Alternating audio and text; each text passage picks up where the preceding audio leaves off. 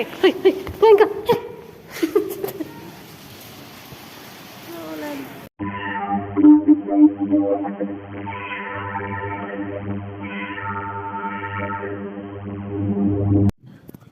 So, ayun na nga mga guys, kay Love. So, ayun na, umulan na nga. At saka ito, nag-ano na ako dito sa labas.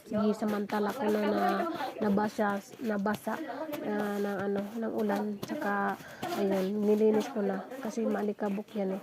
Hindi kasi ako hindi ako nag-ano ng tubig dyan na panglinis. Kasi nga, nagtitipid nga si Tandar ng ano, yung tubig nagagalit yung nandun sa taas ng asawa niya.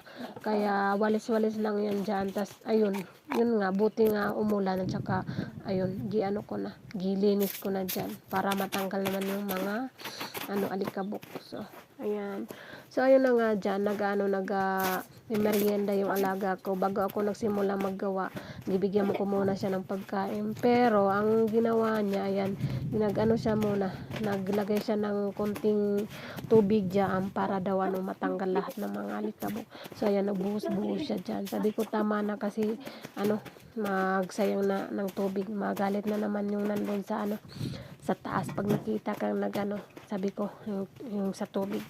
Kasi nga yung tubig nila dito mahal ang tubig, kaya yun, nagtitipid talaga sila sa tubig. Yun, kasi mahal ang bili nila sa tubig. Sa isang tangke ng tubig maabot ata ng 1,000 eh. Kaya yun. So ayun, nalilinis ko na yan dyan. Ayan, masakit yung likod ko dyan. Tapos ayun, madali na kasi maano kasi yung panahon na yan, umukulog-kulog na yan dyan, binamadali ko na kasi mahirap baka maanuhan tayo ng kidlat dyan.